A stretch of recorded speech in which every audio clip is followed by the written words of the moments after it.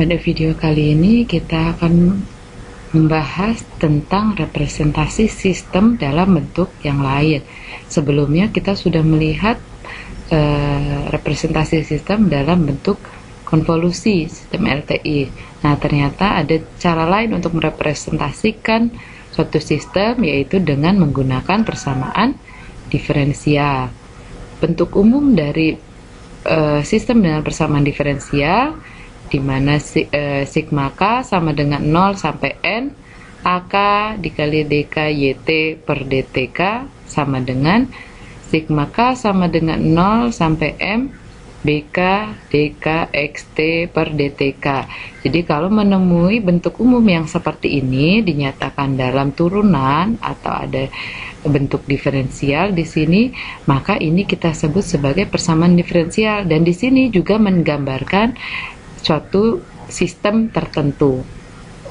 Nah, untuk menyelesaikan suatu sistem dalam bentuk persamaan diferensial, maka kita akan mencari solusinya. Ada dua solusinya. Yang pertama adalah solusi homogen, dan yang kedua adalah solusi partikular. Jadi setiap persamaan diferensial akan memiliki komponen solusi homogen dan solusi partikular. Bagaimana menyelesaikan solusi homogen? Solusi homogen didapatkan dengan membuat semua masukan XT dan turunannya di semua yang ada komponen XT-nya itu dibuat sama dengan 0. Nah, nanti setelah itu kita akan mendapatkan persamaan karakteristik dari persamaan diferensial tersebut. Kita faktorkan, dan nanti faktornya itu yang akan kita sebut sebagai nilai eigen. Jadi faktor dari persamaan karakteristiknya nanti kita akan sebut sebagai nilai eigen. Kemudian solusi yang kedua itu adalah solusi partikular. Nah, di sini solusi partikular itu tidak unik, dan solusi partikular akan bergantung kepada bentuk dari sinyal masukan. Jadi tergantung dari bentuk sinyal XT-nya seperti apa. Nah, kita lihat tabel di bawah ini bisa menjadi referensi menentukan solusi partikular dari suatu persamaan diferensial. Misal kita punya input XT itu sama dengan 1 atau sebuah konstanta, 2 atau 3 dan seterusnya, maka solusi partikularnya adalah sama dengan C. Kalau misalnya input sinyalnya adalah T, sinyal T, maka solusi partikularnya akan sama dengan C1T ditambah C2 dan seterusnya, tergantung dari bentuk inputnya.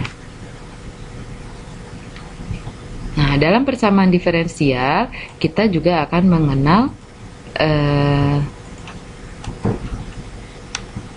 dua istilah keluaran sebuah sistem yang dinyatakan oleh persamaan diferensial. Outputnya itu adalah penjumlahan dari dua komponen. Yang pertama adalah komponen yang hanya terkait dengan kondisi awal.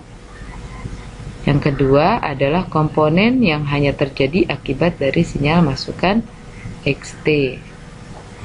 Nah, komponen sinyal yang terkait dari kondisi awal kita katakan sebagai respon natural, atau juga biasa disebut dengan respon zero input.